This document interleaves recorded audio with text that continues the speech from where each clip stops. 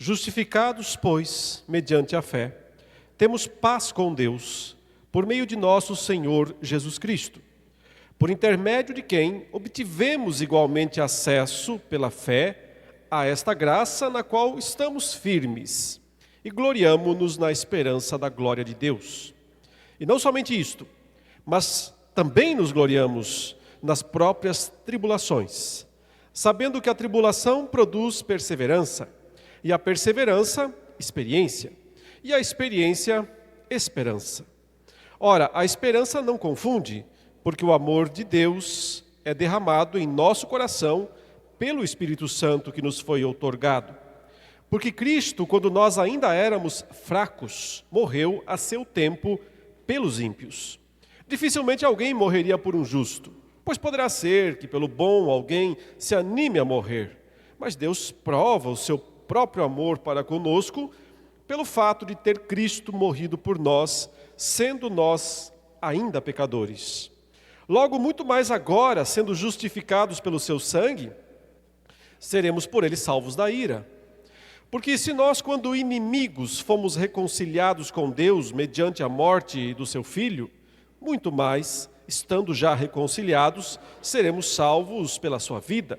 E não apenas isto, mas também nos gloriamos em Deus, por nosso Senhor Jesus Cristo, por intermédio de quem recebemos agora a reconciliação.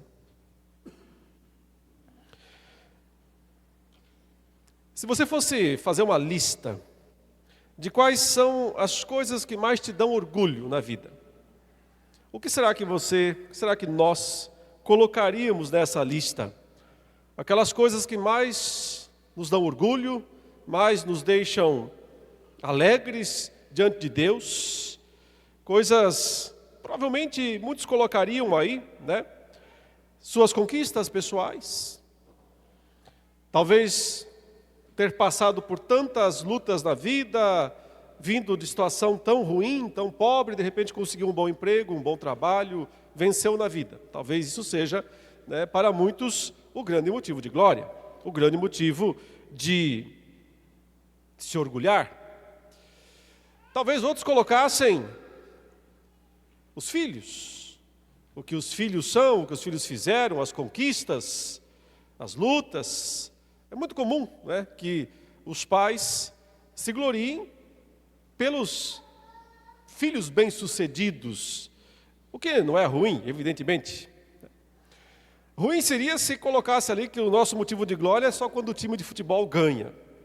Até porque, nesse caso, né, quase sempre não ganha. Ficaria pouco. Talvez você se glorie no saldo da sua conta bancária. Pelos rostos aqui, percebi que não parece ser um motivo de muita glória, né? Esse caso específico. O fato, irmãos, é que talvez a gente tenha uma visão um pouco mais corrigida disso e diga, não vamos nos gloriar em coisas, em objetos, nem mesmo em pessoas. Mas podemos nos gloriar nas coisas que Deus nos deu. Então, nos benefícios que Ele concedeu a nós, por exemplo, a salvação, por exemplo, a santificação. Quem falasse isso estaria no caminho mais correto da piedade cristã, mas mesmo assim não estaria totalmente correto. E por que não? Né? Afinal de contas, não parece que Paulo está falando isso aqui? Veja, 3 vezes no texto ele fala gloriamo-nos, gloriamo-nos. Está aí no versículo 2, gloriamo-nos. Ele repete no versículo 3, também nos gloriamos. E finalmente repete no versículo 11. Não apenas isso, mas também nos gloriamos. 3 vezes aqui nessa passagem ele diz que há coisas que nós nos gloriamos. São mesmo os nossos grandes motivos de glória. E parece ser 3 aqui, pela descrição, já que nós temos 3 vezes a palavra e nos gloriamos em alguma coisa. Mas na verdade, vejam, observem, que o grande motivo de glória do cristão nem é aquilo que Deus faz, mas aquilo que Deus é. Por isso, após falar, sim, a respeito do estado de justificação, do que as tribulações produzem na nossa vida, da esperança por causa do amor de Deus. Paulo conclui dizendo no verso 11, e não apenas isto, e quando ele quer dizer não apenas isso, quer dizer, agora eu vou realmente completar toda essa fala, todo esse discurso, nos gloriamos em Deus. Não só por algo que Deus faz, mas nele mesmo. Porque, na verdade, o nosso grande motivo de glória é Deus. É o próprio Deus. Se existe algo do qual nós devemos nos orgulhar, é Deus. Ele mesmo, em si mesmo. Não raro, a gente confunde um pouco isto, porque nós reconhecemos as pessoas, reconhecemos os outros, baseado naquilo que eles fazem. Então, nós valorizamos, nós amamos ou nós odiamos as pessoas, os outros, com base nas ações delas. Então, se alguém é muito bonzinho com a gente, faz coisas boas para nós, a gente gosta. Mas se alguém é muito ruim com a gente, só nos maltrata, só nos prejudica, a gente obviamente não gosta. Porque nós julgamos os outros baseado naquilo que eles fazem, nas ações deles. E não raro também é assim que nós lidamos com Deus. E então, nós reconhecemos Deus, a sua bondade, o seu amor, quando Ele está nos abençoando, quando nós estamos recebendo as bênçãos todas, quando Ele atende nossas orações. Contudo, este não é o melhor modo de nos relacionarmos com Ele, porque Deus quer, acima de tudo, que nós o amemos, né? Não é assim que nós somos chamados, não é assim que Jesus nos ensinou. Ele disse, nós temos que amar a Deus com todo o nosso coração, com todas as nossas forças, e como geralmente é traduzido, né? Acima de todas as coisas. Se é acima de todas as coisas, então não é condicionado por elas. Não é um amor que é condicionado pelas coisas que Deus nos dá. E aqui, falei agora há pouco sobre o fato de que os pais costumam se orgulhar dos bons feitos dos filhos. Mas qual é o pai que se sente feliz quando percebe que o amor que o filho tem por ele é puramente interesseiro? Puramente interesseiro. Ou seja, é um amor baseado apenas nas coisas boas que um pai dá ao filho. Mas se não der, o amor vai embora. Um pai quer ser amado pelo simples fato de ser pai. E não por algum favor, e não por alguma dádiva, e não por alguma troca. É simplesmente pelo fato de ser pai. Deus é o nosso Pai. E Ele quer que nós o amemos só por isso. Pelo fato de que Ele é o nosso Pai. Ele quer que nós nos orgulhemos dEle. Pelo simples fato de que Ele é o nosso Deus.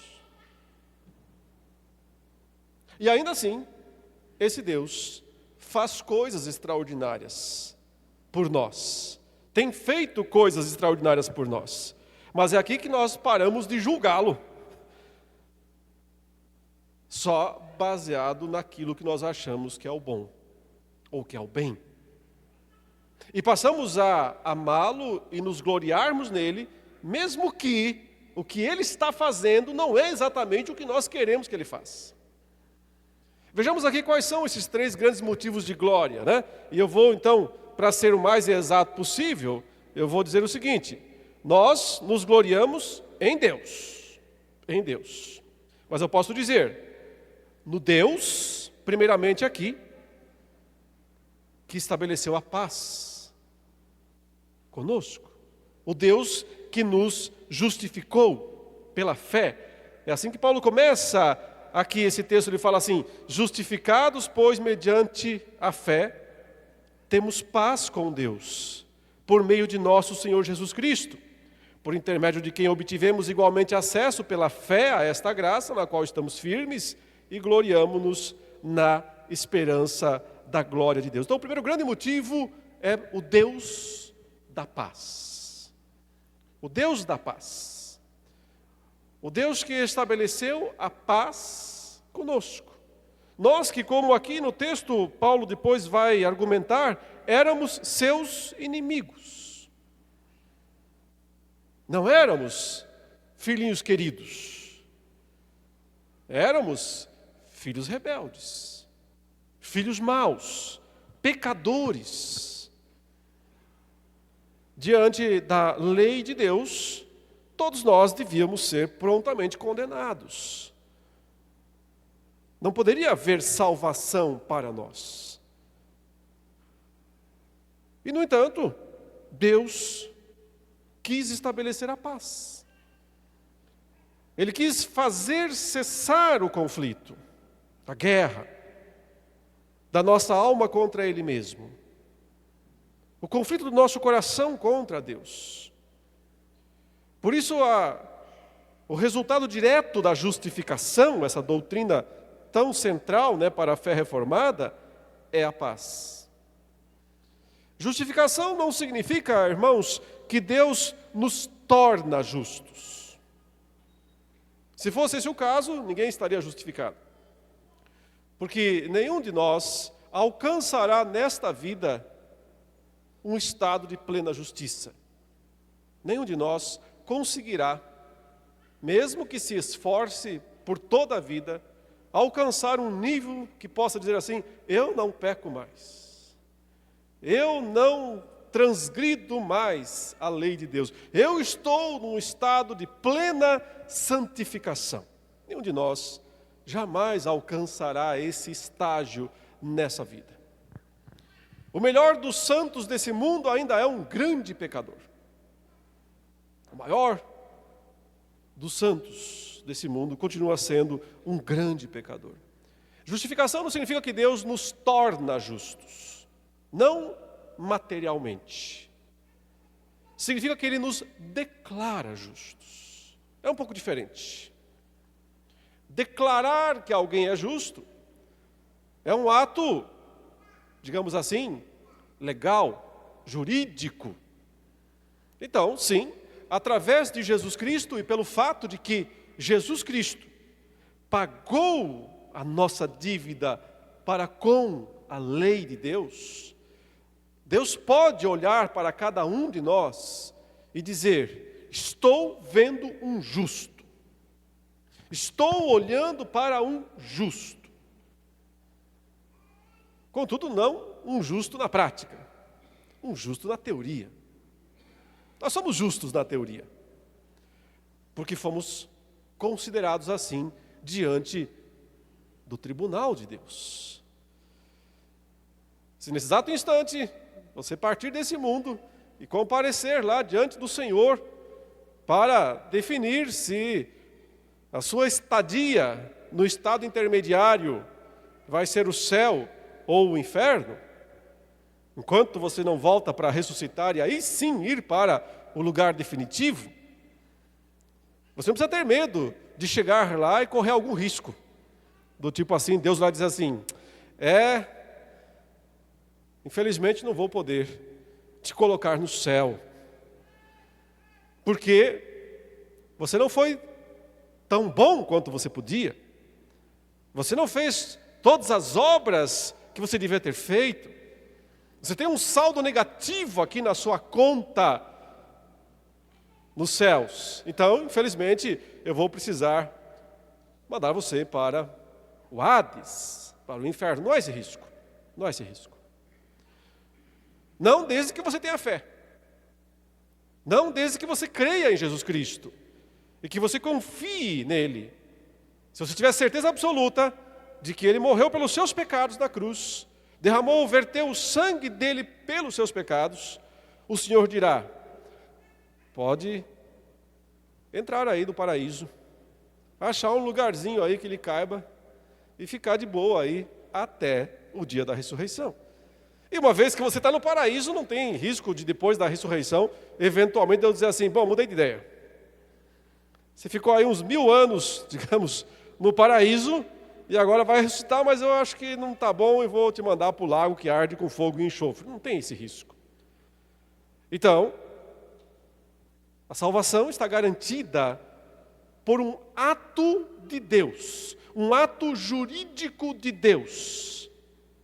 Ele entregou o Filho dele para morrer pelos seus pecados, para pagar a sua dívida diante de Deus.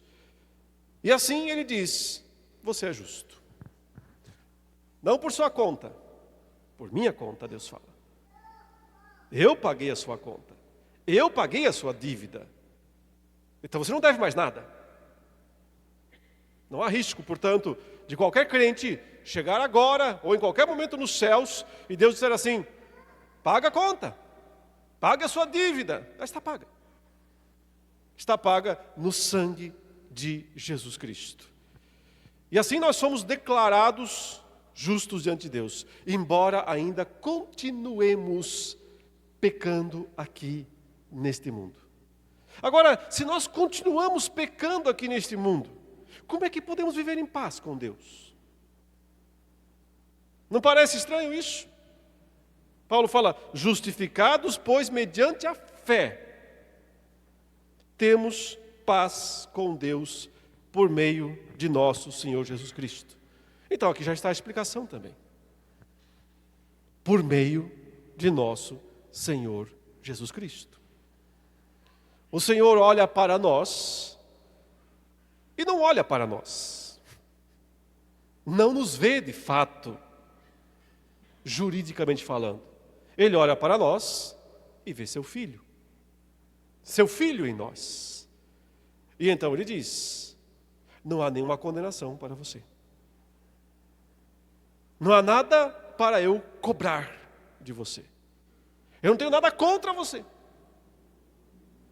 E portanto nós podemos viver em paz. E essa é a grande dádiva. O grande motivo de glória. O grande motivo de louvor. É saber que, embora pecadores, embora indignos, estamos numa relação com Deus que desfruta de plena e perfeita paz. Isso é extraordinário. Isso é impressionante. Isso tem que revolucionar totalmente a nossa alma, a nossa vida, a nossa mente, o nosso coração. Um pouco antes de morrer, um pouco antes de ser entregue para ser morto, Jesus foi consolar os seus apóstolos lá em João capítulo 14, no verso 27, ele disse assim: deixo-vos a paz, a minha paz.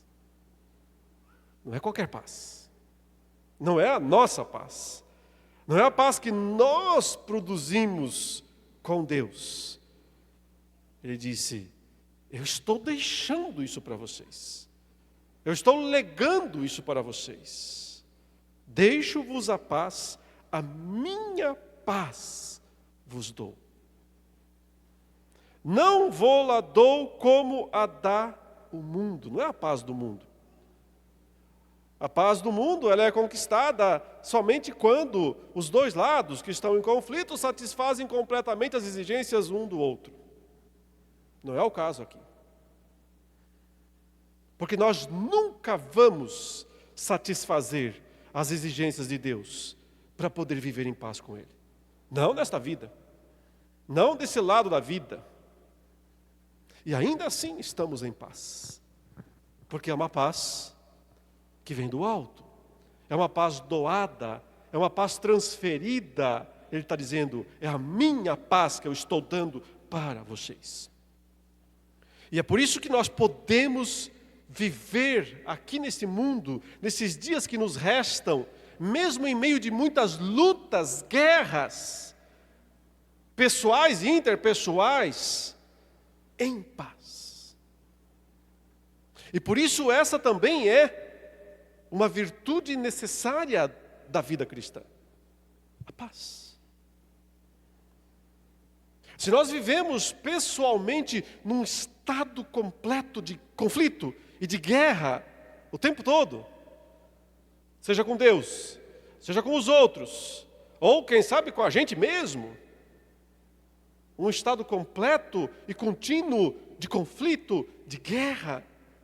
Então quer dizer que nós ainda não entendemos o nosso grande motivo de louvor, o nosso grande motivo de glória. Já é possível viver em paz. Já é possível experimentar uma vida de verdadeira paz. Por quê? Porque é a paz dele. É a paz que ele disse, eu estou dando para vocês.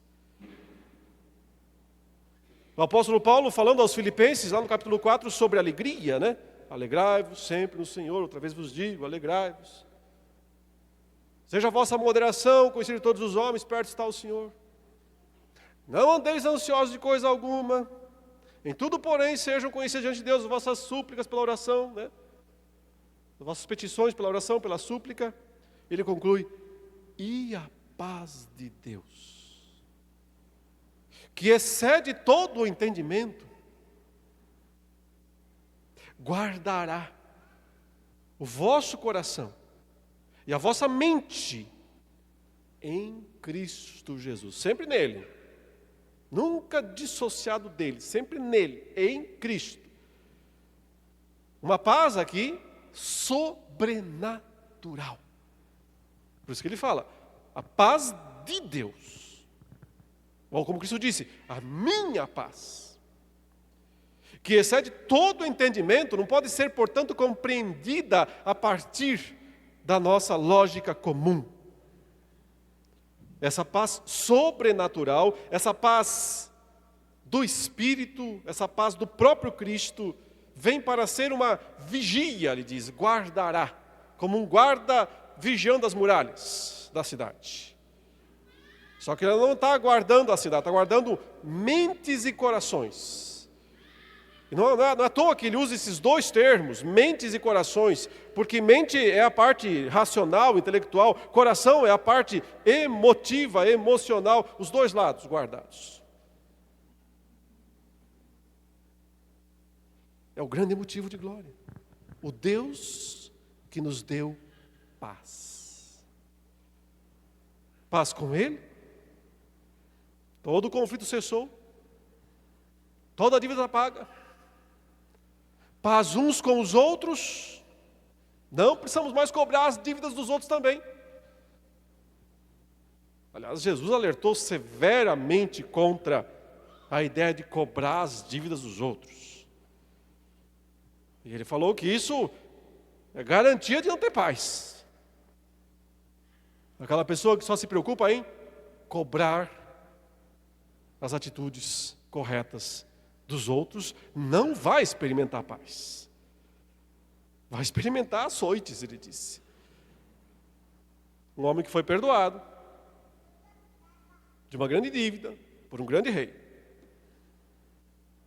Não levou isso em consideração quando foi cobrar uma pequena dívida de um igual. O final da história sabemos. Teve que pagar a grande. Por isso, a paz com Deus transborda na nossa vida para que possamos viver em paz uns com os outros. E o caminho de viver em paz uns com os outros é perdoar as dívidas. Perdoar as dívidas uns dos outros. E isso, por sua vez, vai produzir um terceiro aspecto dessa paz, que é a paz íntima. Que é a paz do coração. Porque quando nós nos livramos desse fardo de sermos cobradores, descansamos. Podemos experimentar o descanso verdadeiro. Notem que o apóstolo Paulo fala aí que tudo é pela graça, né? Não há nada aqui de mérito. Ele diz, justificados, pois, mediante a fé, temos paz com Deus por meio de Jesus Cristo, por intermédio de quem obtivemos igualmente acesso pela fé a esta graça, na qual estamos firmes e gloriamos na esperança da glória de Deus. É interessante que tanto a paz última, que é o resultado da justificação, como o acesso a essa justificação, nos é dado por graça. Então, não há espaço para mérito, não há espaço para se gloriar em conquistas pessoais. O cristão que ainda se gloria em conquistas pessoais não entendeu o Evangelho, não entendeu o seu estado de caído e não entendeu tudo que Deus produziu por ele, para ele. Mas aí Paulo avança no verso 3 e fala, e não somente isto. É como se ele dissesse, não é só naquilo que nós achamos que é a parte boa da história, que nós nos gloriamos em Deus. Nós também temos que nos gloriar em Deus, naquilo que a gente considera a parte ruim, a parte difícil, a parte complicada da vida. Não somente isto, mas também nos gloriamos nas próprias tribulações. E aqui, irmãos, tribulações é sofrimentos genéricos, sofrimentos gerais, sofrimentos que necessariamente nós temos que passar nesta vida. Um pouquinho mais para frente aqui, Paulo vai falar dos sofrimentos do tempo presente, ele diz. Os quais, ele fala, não se podem comparar com a glória a ser revelada, mas nós não estamos na fase da glória a ser revelada, estamos na fase dos sofrimentos do tempo presente. É comum que, como eu disse no começo, a gente julgue Deus pelo que Ele faz por nós, assim como às vezes nós julgamos os outros, né? Baseado naquilo que eles fazem por nós. Então, se eles fazem coisas boas, que nós consideramos boas, nós dizemos, gosto de você. Se eles fazem coisas para nós que nós consideramos ruins, mas nós dizemos, não gosto de você. Só que acontece que quando se trata de Deus, tudo vem dele. Tudo o que acontece na nossa vida, seja bom ou seja ruim, só tem uma fonte. Não tem duas. Só tem uma fonte. E essa fonte é Deus. Porque é Ele quem ordena tudo aquilo que deve acontecer nas nossas vidas. E se Ele não ordenar, simplesmente não acontece. Quando o Jó estava lá limpando as feridas com um pedaço de telha, o pus das feridas com um pedaço de telha, a esposa dele deu um conselho um tanto quanto lógico naquele momento, um pouco exagerado, eu sei, mas ela disse, fala alguma coisa aí com Deus e morre de uma vez. Amaldiçoa Deus e morre, alguma coisa assim. Existem umas disputas com tradução aqui, eu não quero entrar muito nesse ponto específico do que ela falou, porque às vezes a gente julga ela um pouco exagerado aí também. Outro momento a gente fala sobre isso. Mas o ponto é que a resposta de Jó é interessante. Ele fala assim, recebemos o bem de Deus. Só o bem. Quer dizer, então, a gente se relaciona com Deus assim, só se Deus fizer tudo o que nós queremos? Não receberíamos também o mal? Deus o deu, Deus o tirou. Bendito seja o nome do Senhor. Mas é fácil dizer bendito seja o nome do Senhor quando Ele dá. Pega aí o que você quer. Pega o presente. É fácil dizer, glória a Deus, bendito seja o nome de Deus. E quando Ele tira? E quando Ele tira? E quando Ele leva? Deus o deu, Deus o tomou. E no caso ali era o quê? Os filhos. Todos. Deus o deu, Deus o tomou. Glória a Deus. Bendito seja o nome do Senhor. É aqui, quando nós percebemos que os meninos se tornam homens. Que as crianças em Cristo amadurecem e se tornam crentes maduros.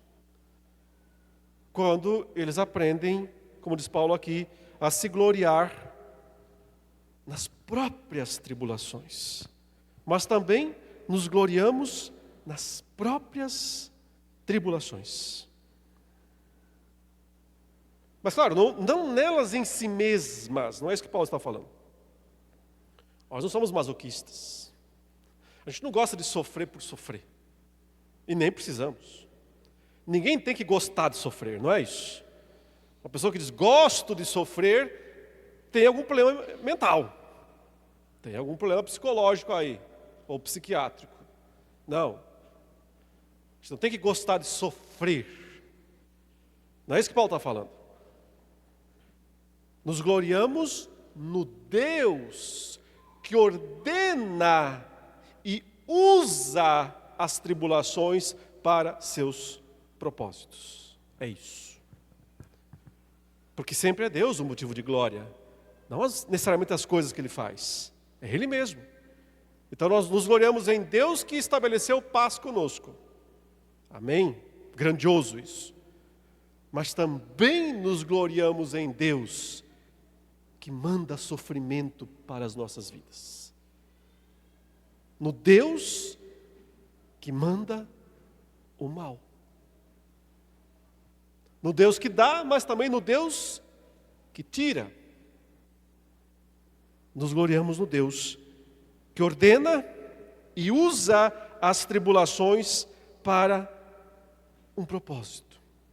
E aqui Paulo nos diz qual é.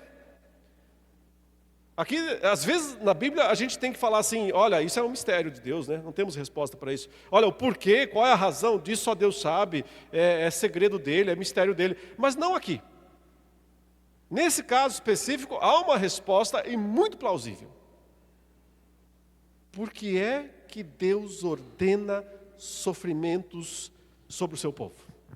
Por que é que Deus ordena tribulações sobre o seu povo? E a questão toda aqui é pedagógica. Deus é um grande pedagogo.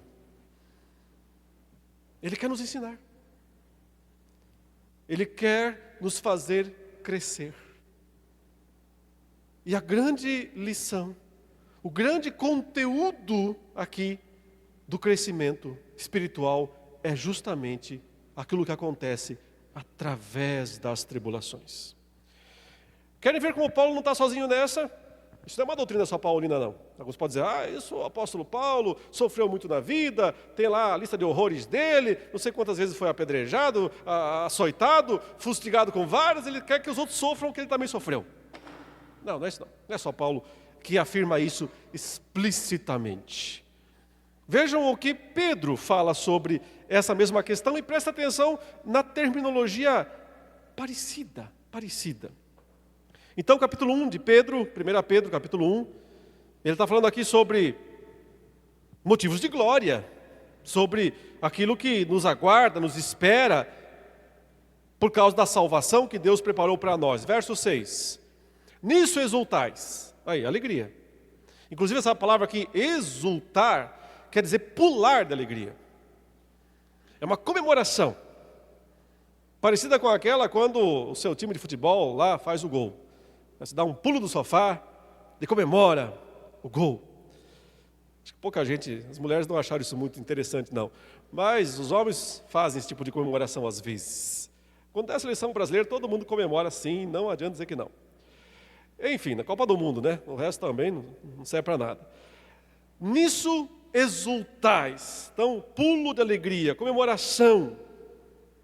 Embora no presente, por breve tempo, se necessário, sejais contristados, ou seja, entristecidos, por várias provações, testes, sofrimentos. Então, como é que se pode, por um lado, saltar de alegria e, ao mesmo tempo, estar entristecido por causa de vários sofrimentos? É porque isso é ser cristão. Bem-vindo ao cristianismo. Se não entendeu indo, bem-vindo ao evangelho. Bem-vindo à fé cristã. Isso é fé cristã. Ela reúne essas realidades paradoxais. E que na mente comum das pessoas não dá para ter duas coisas assim ao mesmo tempo. Ou as pessoas estão gritando de alegria por alguma coisa boa que aconteceu, ou estão chorando desesperados por alguma coisa ruim que aconteceu. E o cristão está gritando de alegria pelas duas coisas. Pelas coisas boas que aconteceram e pelas coisas ruins também que aconteceram. Então, acho que a gente é masoquista mesmo, né? Não somos. Não somos porque, outra vez, não é o sofrimento em si mesmo que nos alegra, mas é o Deus que está usando isto para cumprir um propósito seu na nossa vida. E esse propósito, Pedro fala aqui, é confirmar o valor da vossa fé. Essa palavra aqui, confirmar, é a que Paulo usa lá em Romanos 5, quando ele fala sobre uma fé testada, uma fé provada. Já vamos voltar lá para ver esse detalhe, tá? Só para você entender que Pedro e Paulo estão usando os mesmos termos para dizer o que é que a tribulação, o que é que a provação, o que é o sofrimento produz em nossas vidas. E a ideia básica é que ele é um teste de qualidade da fé. Um teste de qualidade. Porque se você quer saber se o ouro é puro, você tem que colocá-lo no fogo. Senão você nunca vai ter certeza que aquele ouro é totalmente puro. Mas quando você coloca ele no fogo, então você consegue separar as impurezas para ficar apenas o ouro puro. Não é isso que Pedro está falando? Para que o valor da vossa fé, muito mais preciosa do que o ouro perecível, mesmo apurado por fogo, redunde em louvor, glória e honra na revelação de Jesus Cristo. O propósito da tribulação, olha, é nessa direção aqui. Agora Tiago, veja o que nosso querido apóstolo Tiago também tem a falar sobre essa mesma história. E observe outra vez a mesma terminologia. Tiago 1, verso 2. Tiago 1, verso 2 diz: meus irmãos, tende por motivo de toda tristeza. Não, alegria.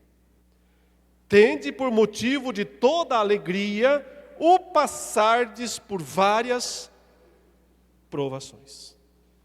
São os mesmos termos aqui, provação, tribulação, a mesma coisa. Paulo usa, Pedro usa, Tiago usa. Os três dizem exatamente a mesma coisa. Sejam alegres, alegrem-se, fiquem felizes, pulem de alegria, se vocês estiverem passando por várias provações. Por quê? Porque vocês são sofredores por natureza. Não.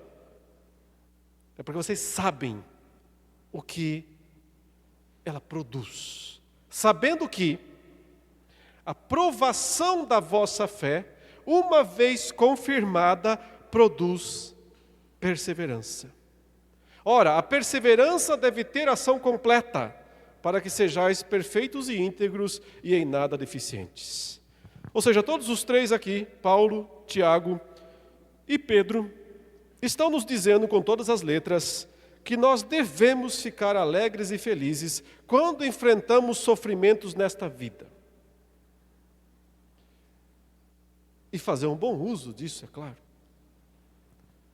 Qual é o bom uso? Quando é que alguém usa bem o seu sofrimento? Deixa eu começar falando quando alguém usa mal. Alguém usa mal o sofrimento quando começa a murmurar, a reclamar. Entrou no caminho da murmuração, entrou no caminho da reclamação, acabou. A partir daí, eu diria assim, o sofrimento vai ser gratuito. Porque ele não vai servir para nada. Ele não vai produzir o bem que ele veio para produzir. Então você vai abortar o trabalho dele. E não vai se livrar dele por causa disso. Não vai se livrar dele.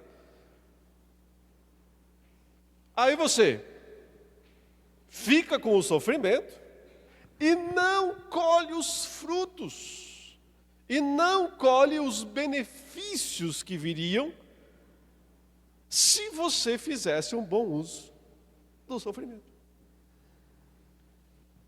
Então, se a gente começa a enfrentar um sofrimento, pode ser uma doença, pode ser uma perda pessoal, pode ser uma perseguição terrível. E aí a gente começa a usar isso para murmurar e amargurar o nosso coração. O que vai acontecer? Só isso. Ficaremos amargurados, desanimados, e o sofrimento não irá embora. Ao contrário, ele vai piorar por causa disso, ele vai aumentar por causa disso. Então, é a pior atitude possível. Isso aqui é só lógica, mera lógica. É a pior atitude possível reclamar, murmurar, quando estamos passando por algum tipo de sofrimento ou tribulação. Culpar os outros, achar bodes expiatórios, vai tudo na mesma linha. Tudo na mesma linha do mau uso do sofrimento. Que tudo isso tem em comum, né? Essas atitudes todas. Não eliminam o sofrimento. E não colhem os resultados que poderiam vir se a pessoa fizesse um bom uso. Como se faz um bom uso? Então veja aqui uma cadeia, né, de conexões que Paulo estabelece, uma coisa gerando a outra coisa, uma coisa gerando a outra coisa. E veja, não dá para pular etapas aqui. A gente podia querer ir direto da tribulação para a esperança direto, mas Paulo diz, não, tem que passar, tem um meio de campo aqui, tem degraus aqui para serem subidos. E você vai ter que subir esses degraus um por um. Então, em primeiro lugar, encare a tribulação. Aceite a tribulação. Só tem uma tribulação que nós não podemos aceitar. Quer dizer, veja, não tem como negá-la também, mas digamos, essa daí não vai produzir nada de bom em nós. Paulo fala, é Pedro que fala isso, né? Se você sofre por causa dos seus próprios erros. Então, a pessoa comete um crime, vai presa. Ela não pode dizer, estou sendo atribulado. Não é uma tribulação. É só o resultado das ações erradas que fez. Nesse caso, é só enfrentar mesmo. Mas também, se a pessoa enfrenta isso depois e tem arrependimento e tal, pode chegar a um bom resultado.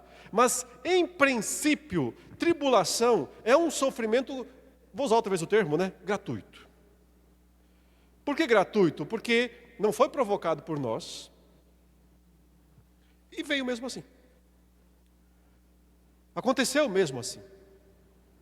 Então, nós temos que olhar para isso e dizer, bom, está aqui, não tem o que fazer, não vai desaparecer num estalar de dedo, não vai embora num piscar de olhos. Como é que eu lido com isso?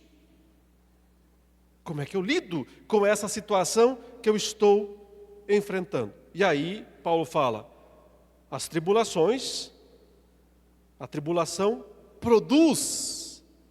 E produção quer dizer, depois de cumprir, né, alguma etapa aí, que é justamente ter sido bem recebida pelo cristão. E bem recebida não quer dizer que o cristão goste dela em si, mas ele gosta de Deus e sabe que Deus está usando aquilo para um propósito pedagógico. Então ele diz, espera aí, Deus tem alguma razão para isso, Deus tem algum motivo para isso, e eu vou aguentar firme aqui. Eu não vou arroiar a corda aqui. Não é agora que eu vou murmurar contra Deus. Não é agora que eu vou sair achando culpados por aí. E eu vou continuar servindo ao Senhor com alegria. Então, só há perseverança, que é o primeiro resultado da tribulação, quando a gente encara a tribulação com alegria. não é só a resignação. Não é só a resignação. É preciso ter alegria também. Tende, por motivo de toda alegria, o passardes por várias provações. Só vai haver a obra, a produção, a produtividade da tribulação só vai acontecer se nós a encararmos com resignação, por um lado, sim. Mas resignação muita gente tem, mesmo não sendo crente. É aquela história do fazer o quê, né? Vou encarar, vou enfrentar. O que distingue o crente, nesse caso, é algo a mais do que resignação. É alegria.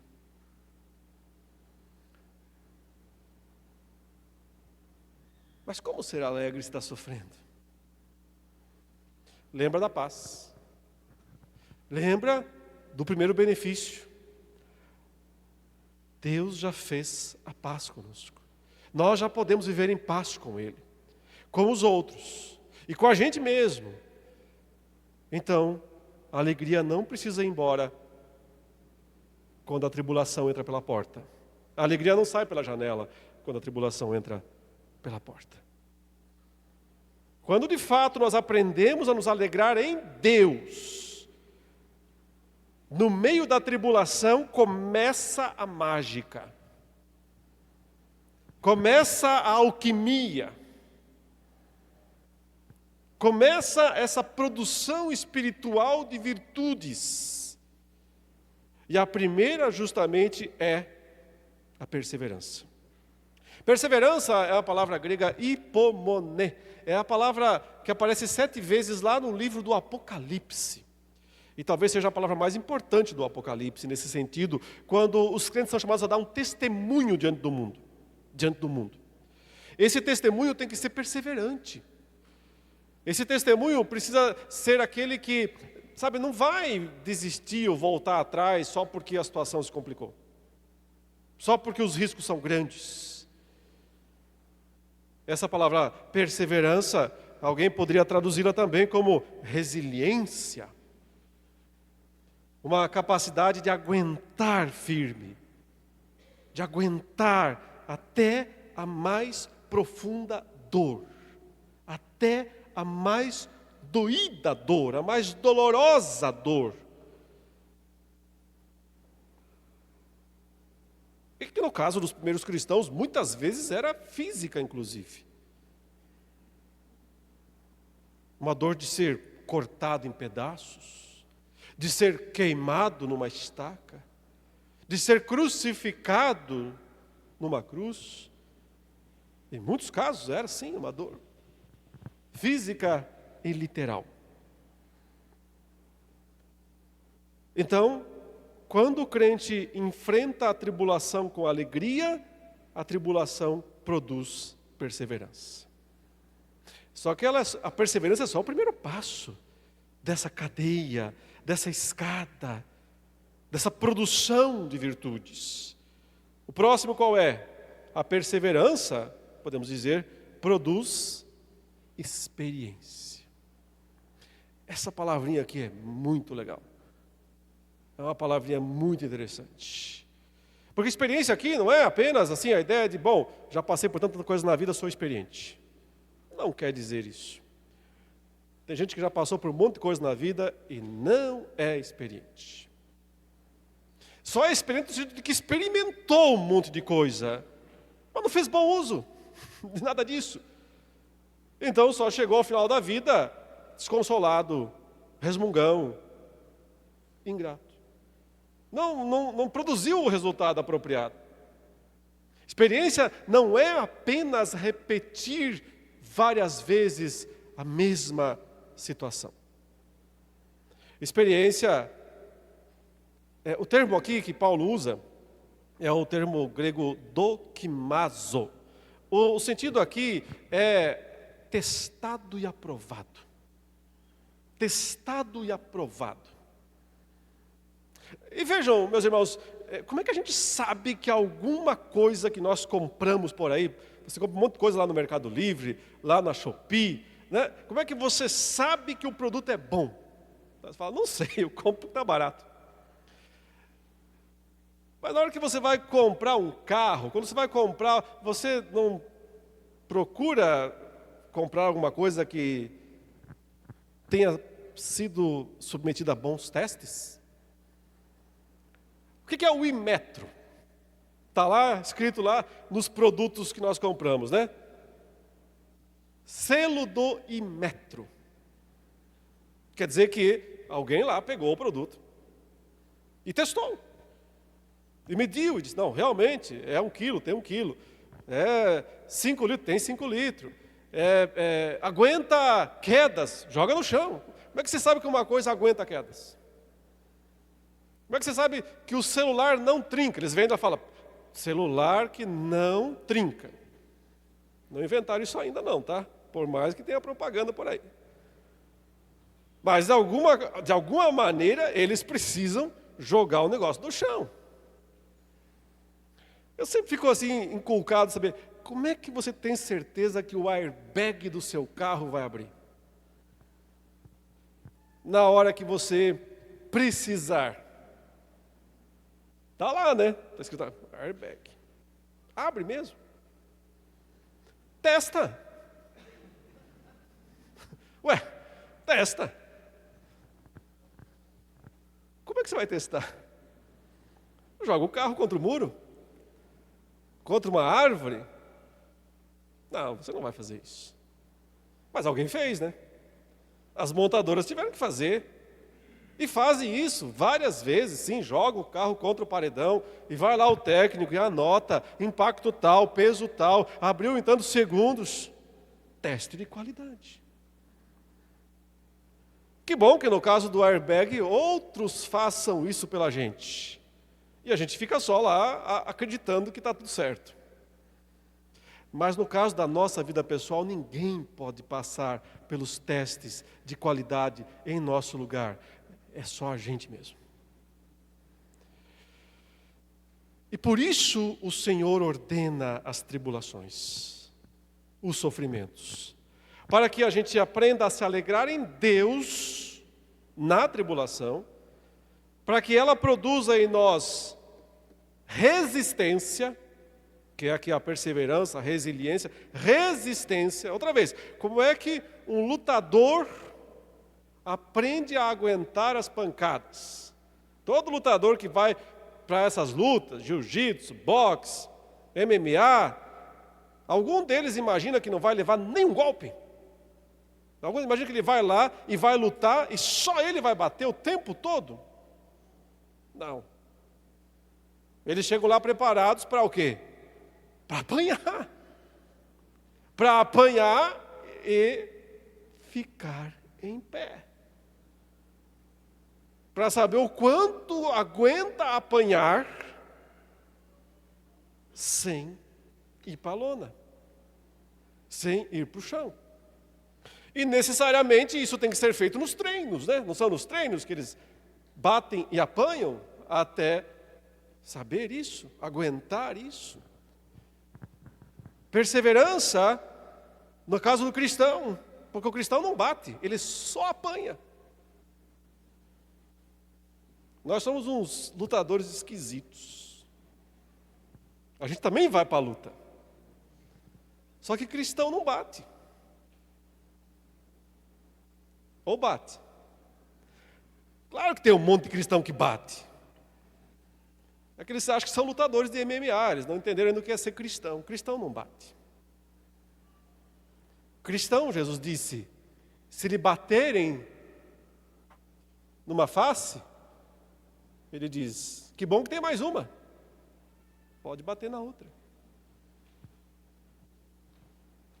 Ele não diz, se te bater numa face, devolva com um cruzado de direita.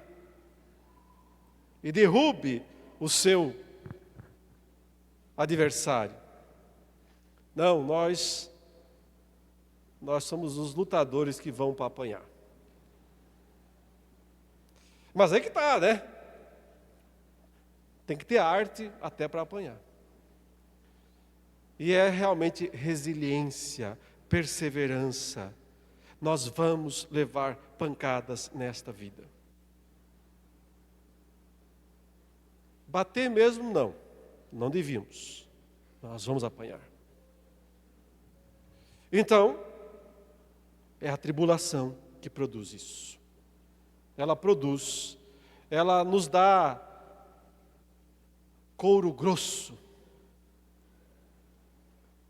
calos, nos torna calejados, de maneira que a gente aguenta, sim, as pancadas.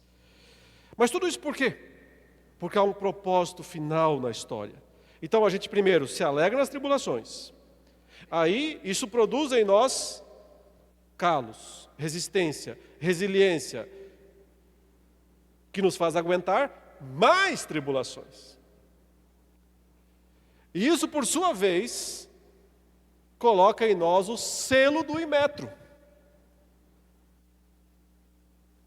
Testado e aprovado. Que é a palavra aqui, experiência. É isso que ela significa. Testado e aprovado. Não tem como ser aprovado sem ter testado. Testado e aprovado. A fé passou no fogo, Paulo fala, né? Pedro fala, é ouro. É ouro mesmo. Testado e aprovado. Ouro mesmo, não tem impureza. Ou se tem, saiu. Ficou só o ouro. Testado e aprovado. E só então chega no último nível.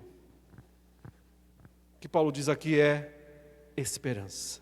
A experiência produz esperança. Esperança é uma das 3 grandes virtudes, né? Paulo fala. 3 coisas são importantes hoje. Fé, esperança e amor. Está vendo como esperança não é uma coisa fácil? Esperança não é aquilo que as pessoas têm por aí, um entendimento comum. De ficar esperando alguma coisa acontecer. Não é aquela coisa do ditado popular, a esperança é a última que morre. Não é esperar alguma coisa, não é ficar sonhando com realidades impossíveis. Isso não é esperança. Isso é pura ilusão. Isso é auto-engano. Esperança, enquanto grande virtude da fé cristã, né, da vida cristã, junto com fé e amor, é um estado de espírito. É um estado de amadurecimento que nenhum crente recém-convertido já tem. Não tem.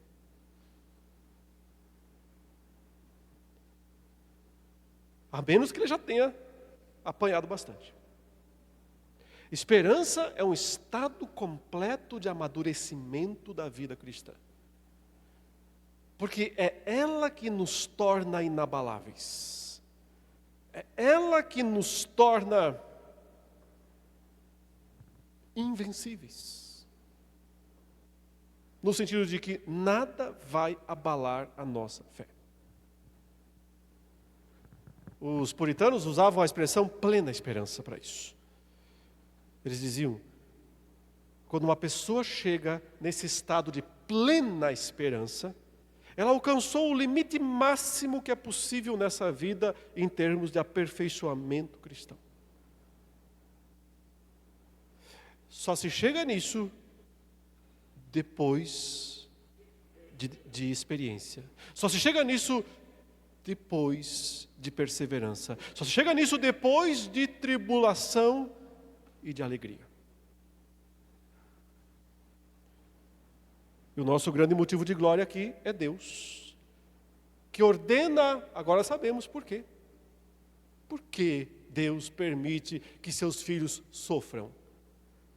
Porque é a melhor coisa que pode acontecer com eles. Para que eles alcancem perseverança, resistência. Para que eles alcancem comprovação, testado e comprovado, experiência, para que eles realmente experimentem plena esperança.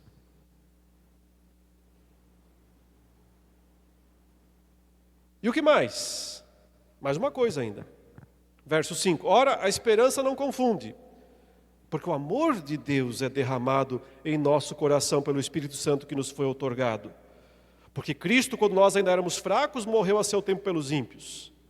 Dificilmente alguém morreria por um justo, pois poderá ser que pelo bom alguém se anime a morrer. Mas Deus prova o seu próprio amor para conosco pelo fato de ter Cristo morrido por nós, sendo nós ainda pecadores. Terceira razão. Terceiro motivo de glória. E é o mesmo Deus ainda, sempre é Deus. Ele é o motivo. É o Deus que estabeleceu a paz conosco. É o Deus que manda a tribulação e a usa para o nosso bem. E agora é o Deus que nos deu a prova suprema de amor. A prova suprema de amor. O Deus de amor. Ele sim nos disse o que é o amor. Nós temos ilusões a respeito do que é o amor. Nós criamos factoides sobre o que é o amor, mas Deus está nos dizendo o que é o amor. Sabem, meus irmãos, nós muitas vezes buscamos prova do amor de Deus em coisas que Ele nos dá. Só que em nenhum lugar na Escritura nós vamos encontrar, exceto aqui, essa expressão, Deus prova. Quer saber qual é a prova do amor de Deus? Não é uma mera evidência, é uma prova concreta, definitiva, absoluta do seu amor para conosco. Ele diz, olhe para a cruz. Só ali. Não há outra prova. A prova do amor de Deus para conosco. Porque talvez, quando você leu agora há pouco, né, toda essa cadeia de produção ali, e que não era boa, né?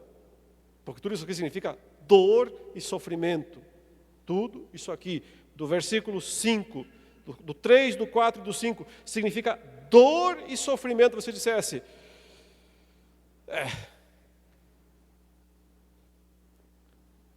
mas como é que eu sei que Deus me ama? Como é que eu posso saber que Deus realmente me ama se Ele está deixando eu passar por tudo isso? Então Paulo diz, só tem um lugar para olhar. Só há uma direção. Qualquer outro lugar que você olhar, você vai se perder. E não vai encontrar a prova definitiva. Veja o argumento de Paulo aqui. A esperança não confunde, então alcançou a plena esperança, alcançou o estágio maduro da vida cristã, que é a esperança. Paulo diz, essa esperança não traz confusão, não traz mente dúbia, mente nebulosa. Essa esperança é muito clara, ele diz, porque o amor de Deus é derramado em nosso coração pelo Espírito Santo que nos foi outorgado. Então agora Paulo passa a falar do amor de Deus. O amor de Deus é a prova suprema que Deus quer nos dar. E Ele faz isso através do seu Filho. Só através do seu Filho. Por isso ele diz, porque Cristo, quando nós ainda éramos fracos, o que significa, nós não éramos da sua casa, da sua família, do seu povo, morreu a seu tempo pelos ímpios. Quem nós somos aqui? Os ímpios.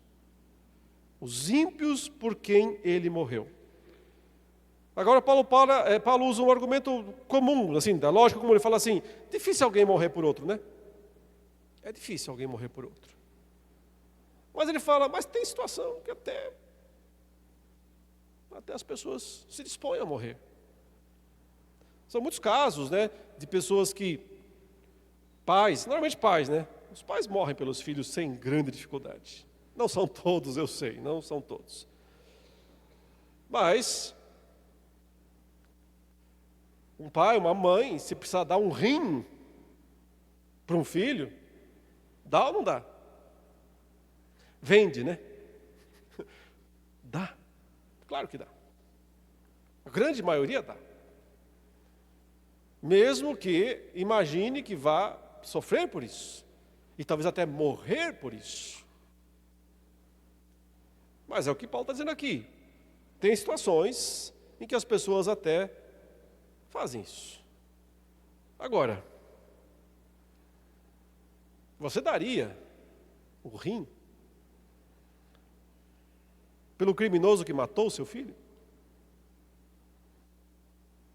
Se você ficasse sabendo que o criminoso que fez algo terrível contra você, ou contra outra pessoa que seja, está precisando lá de um rim, você vai lá e diz: vim hoje aqui voluntariamente dar o rim para o bandido.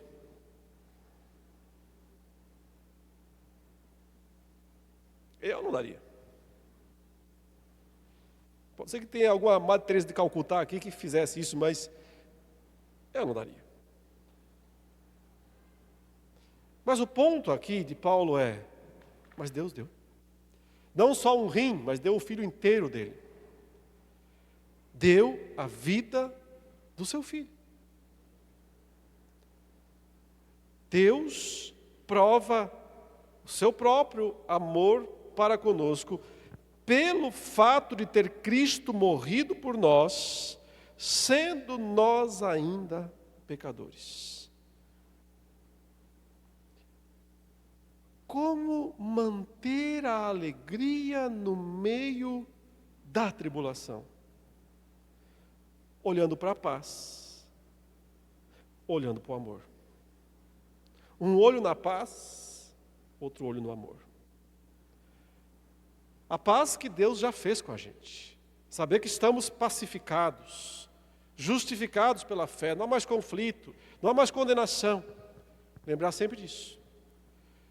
Mas em seguida também, lembrar que o Deus que está permitindo o sofrimento na nossa vida é o Deus que experimentou o maior dos sofrimentos por nós.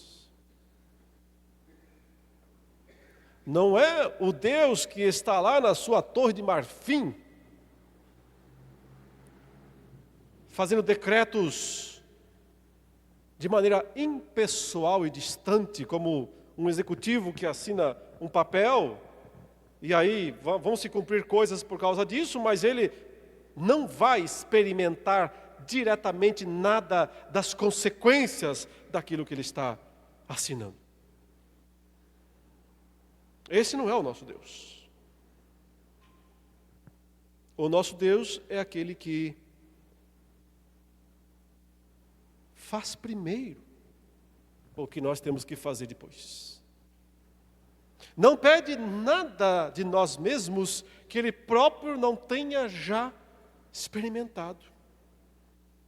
Não exige nada de nós mesmos que Ele mesmo não tenha exigido de si mesmo. Porque estamos falando do Deus que se fez carne e habitou entre nós, e carregou as nossas dores, e carregou os nossos sofrimentos, e experimentou tudo isso também. Não ficou lá nos altos céus, sendo servido pelos anjos, recebendo chazinho com biscoito todas as tardes no céu. Ele abandonou a sua posição. Ele deixou para lá a sua própria glória. E ele veio para experimentar todo o nosso sofrimento. E seu pai veio junto. Seu pai veio junto. Porque cada sofrimento do filho é também um sofrimento do pai.